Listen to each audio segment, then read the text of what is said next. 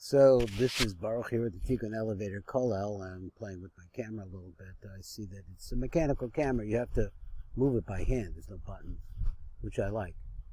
And just to give you a little bit more idea where I'm sitting here, I moved to one side of the table to the next. And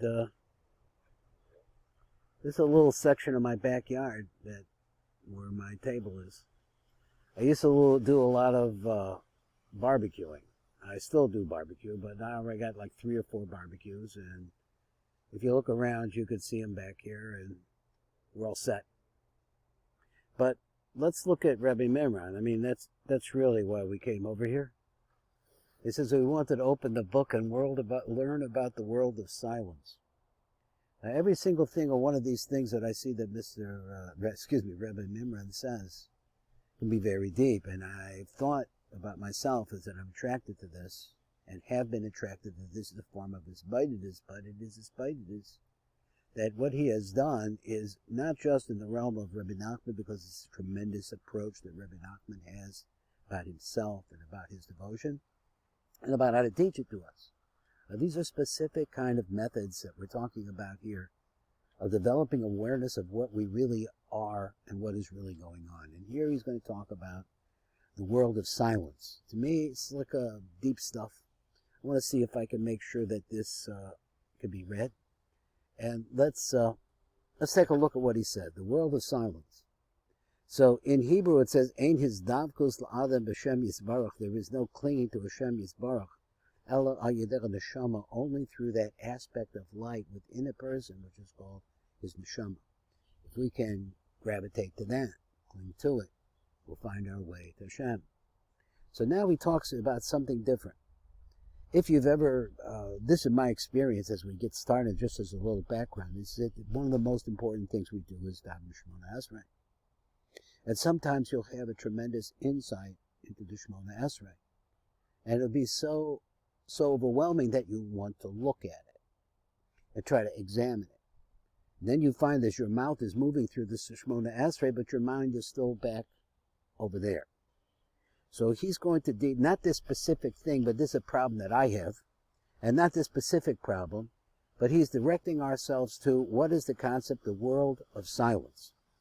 So he says the unmanifested, in other words, something that doesn't present itself, it's hidden, is not only present in this world as silence, it also pervades the entire physical universe as space from within and without. So he says the unmanifested. In other words, something you can't see. It's background. This is just as easy to miss as silence. Everybody pays attention to the things in space. So let's look. So let's see our space or the space, any space that we're looking at, or outer space. But who pays attention to space itself? The mind will try to grasp this and try to make nothing into something. So you want to have an understanding. He's saying understanding is the realm of, it's a feminine quality. It's a putting things together. But once you put the things together, you lost the flow. That's what he wants to say. The moment you make it into something, you have missed it. Nothingness. He says space is the appearance of the unmanifested as an externalized phenomenon in the self-perceived world. Wow, that's a hard sentence. Something that you can't see. Let's say it's unmanifested. So it's supposed to be a phenomenon in a world that is built around our culture, our particular situations, and so on and so forth, that we manage to filter everything in to kind of box it up. That's about as much as one can say about it, and even that is a kind of a paradox. It cannot become an object of knowledge. So it cannot become an object of knowledge. That is, space is not something you could know. That is the emptiness. It's not knowable. So he says, when scientists study space, they usually make it into something and thereby miss its essence entirely. Not surprisingly, the latest theory is that space isn't empty at all. It is filled with some substance. Once you have a theory, so this is what this sounds like, what you really see going on here, the nonsense, It is not too hard to find evidence to substantiate it, at least until some other theory comes along. So, in other words, if they say that, for example, there's a substance in emptiness, so what do you get out of that? So then you build a theory about emptiness, and you say that it has substance in it. Now you've made it physical. Nothing can only become a doorway into the spiritual realm for you if you don't try to grasp or understand it. Space has no existence. To exist literally means to stand out. See, relative to other things, you cannot understand space because it doesn't stand out. Although in itself it has no existence, it enables everything else to exist. Silence has no existence either, nor does the unmanifested, so something you can't see or something you can't hear. So what happens if you withdraw attention from the objects in space and become aware of space itself? What is the essence of this room? Let's take the room, for example. Is it the furniture, the pictures, and so on and so forth, or they are in the room, but they are not the room? The floor, walls, and ceiling define the boundary of the room, but they are not the room either. So what is the essence of the room? Space, of course. That's what it is, empty space. There would be no room without it. Since space is nothing, we can say that what is not there is more important than what is there, because you wouldn't have a room without it. So becoming aware of the space that is around you. Don't think about it. Feel it. Pay attention to nothing. As you do that, a shift in consciousness takes place inside you, and here is why. Your thoughts, emotions, and feelings, which are your mind objects. Let's think like again. Remember, he's talking originally about learning how to watch your thoughts. This is very difficult for us because we're overwhelmed by emotions and feelings all the time. He says these things are your mind objects. In other words, your mind focuses on them, can be likened to the objects in a room, such as the furniture, walls, and so on and so forth. He means to say that the thoughts and the feelings that you have in your mind are taking place in an environment of space.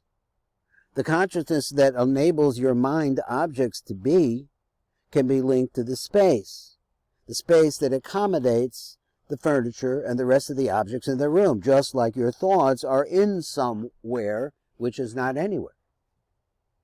So if you withdraw attention from things, objects in your space, you automatically withdraw attention from your mind objects as well. In other words, you cannot think and be aware of space or of silence for that matter. So if you try to say, well, I'm trying to perceive the silence, I'm trying to get to it, what is the sound, the meaning of it, blah, blah, blah. By becoming aware of the emptiness of space around you, you simultaneously become aware of the space of no mind, which is what the Kabbalist is looking for. This place of pure consciousness, which I guess is like just seeing and hearing without an object to it. This is the unmanifested. This is how the contemplation of space can become an opening into God presence. In truth, space and silence are two aspects of the same thing, the same nothingness. They are an externalization of inner space and inner silence, which is stillness. Most humans are completely conscious of this dimension. This is our problem. We are constantly flooded by different kinds of happenstance around us all the time, and our cycles do not work out smoothly. We're looking for harmony and balance. Most humans are completely conscious of this dimension. There is no inner space, no stillness. They know the world, or they think they do, but are missing the essence that allows it to exist. They are overlooking this sacred, godly realm that we are discussing. We're all programmed that way. Just to listen to our emotions, let them talk to us, and that's the sounds that we hear. But the silence that allows them to appear, it's very similar to the white paper with the black print on it. That's what it sounds to me. They identify exclusively with their own physical and psychological form, unconscious of essence. So in other words, we have pre-prepared, pre-thought-out ideas for politics. There's all different kinds of politics, not just the local politics, but there's the politics of attitude, atmosphere. Since everything in this world is perishable, including humans, they live in fear. This is a problem. This is the problem that we have. We're always on the defensive because of the fact that we will not live forever. And so therefore, you're just living out your time. But you have to eat. You have to have a family. You have to do all these things that are built into us. This fear causes a deep misperception of themselves and other human beings, a distortion of their vision of the world, because the fear that we have of our real, true reality, which is that we are all cycling. As one can by now see, we are only trying to give pointers to show you how you can bring the dimension of spirituality into your life. One should try not to understand it, since there is nothing to be understood. It is not possible to understand nothing. This is Baruch Fleischman at the Tikkun Elevator Color.